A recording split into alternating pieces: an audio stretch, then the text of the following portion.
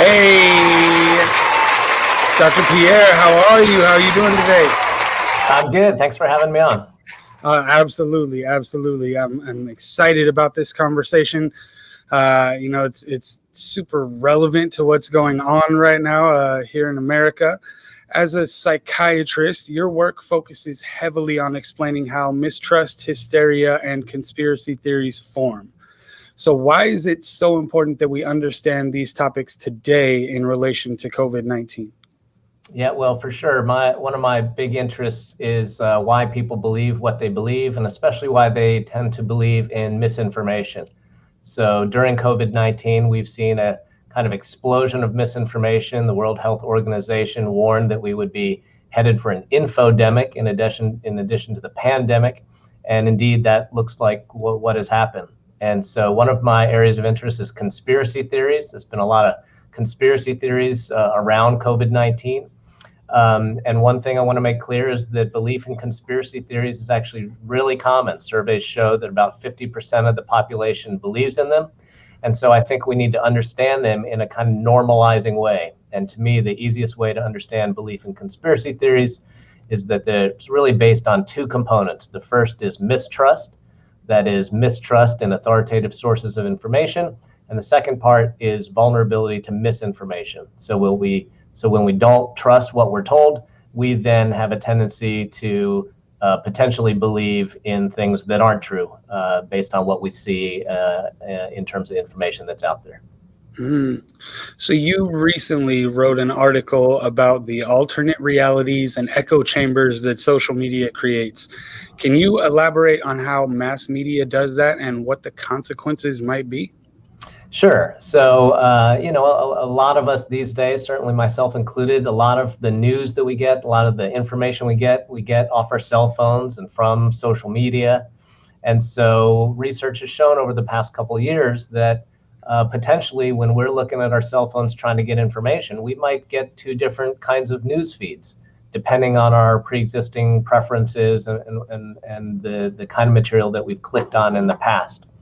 And so in psychology, there's a phenomenon called confirmation bias, which means that all of us, when we look for information, we tend to grab onto information that reinforces what we already believe, what our own pre-existing intuitions are, and we tend to turn away and reject information that contradicts it.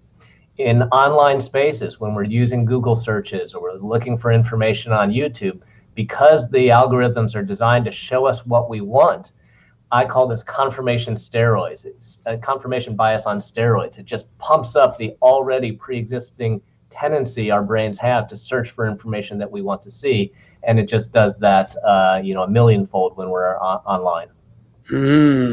So what can we do to fix this polarization of perceived reality? Should social media claim responsibility?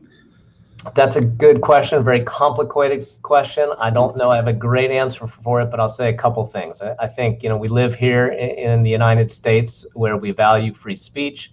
We value having a free market of ideas. So I think that's one of the great things about this country. I'm not eager to tamper with that model.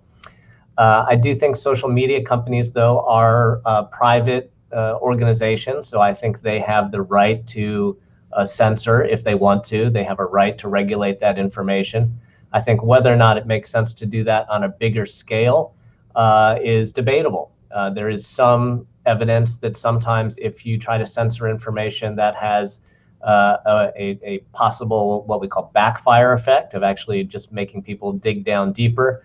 You see that sometimes with conspiracy theory beliefs when they removed the video called Plandemic last spring. Some people took that to mean, see, it must be true because, the powers that be took it off the platforms. So I think we have to be careful about that kind of censorship. And I think really the solution to this isn't so much removing information so much as making all of us better consumers of information. I often say that, like, when I was a kid, in my earlier years, you'd be in the grocery store checkout line and you'd see the National Enquirer, the Weekly World News, and you'd know that it was basically BS, and you recognized it for what it was and for its entertainment value. But nowadays, and especially when we're online, Good information, objective reporting sits right alongside subjective opinion, sits right alongside misinformation as well as deliberate disinformation. And so most of us really haven't been taught how to sift through that and how to decide what is or is not reliable. And because of that, it's often been said these days that we live in this kind of post-truth world where we can't even agree on what facts are and who to trust. So I think the really long-term solution has to do not so much with controlling what information is out there, but really making us better consumers so that we can recognize, false information and BS, for what it is. Right. So, I mean, I'm not trying to come to you for all of these answers, but I'm going to put another one on your plate right now. What makes people vulnerable to conspiracy theories, and how do you rescue loved ones who've maybe fallen into their grips? Yeah. So again, the model that I like to discuss so that people understand this easily is that the vulnerability is really related to mistrust and exposure to misinformation. So these days, if you look at polls about trust in government, trust in the media, trust in scientific institutions, it's at a very low point. In fact, actually the lowest point that it's been in about half a century at least. And so mistrust is part of it. And then, as we discussed already, just the amount of misinformation that's out there is just a real problem. So in terms of what we can do about family members who have kind of fallen down the proverbial rabbit hole, there's a kind of familiar joke among psychiatrists that goes, how many psychiatrists does it take to change a light bulb? And the answer is only one, but the light bulb has to want to change. So that's a kind of tricky thing, because for the most part, people who believe in conspiracy theories aren't looking for help. They're not looking to modify their beliefs. And I think the mistake that we often make, especially in online spaces, is that we try to kind of argue with people, or we try to debunk, or we try to debate. And I think that's not very helpful.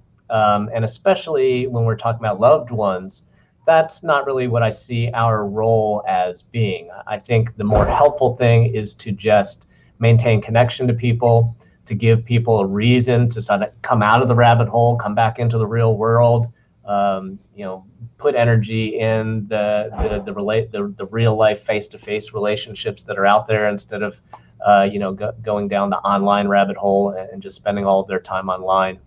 And I think that's the most important thing. So kind of being a North Star for our family members.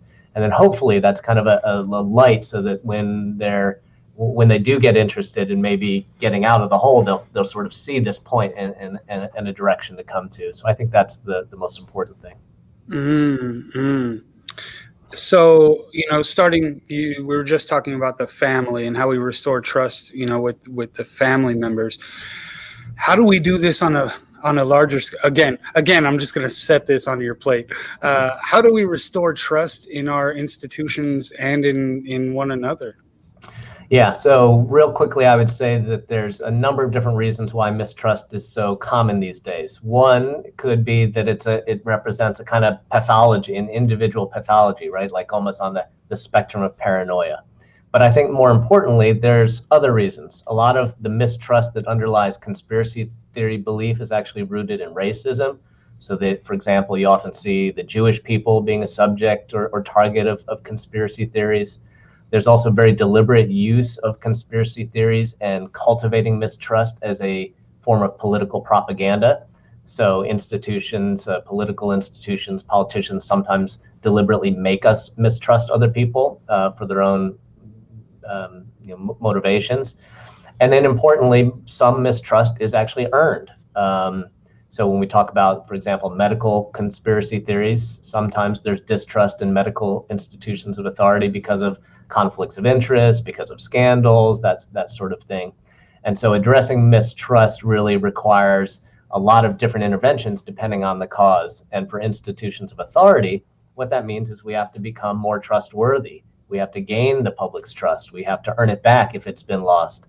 And I think that mostly involves dialoguing with people, letting the public in the door, so to speak, to understand why decisions are made in terms of policies, and being more transparent. Man, thank you so much for all of this. Really, really insightful. Last question is the question that I ask every guest that comes on this show. Where are you finding your joy today?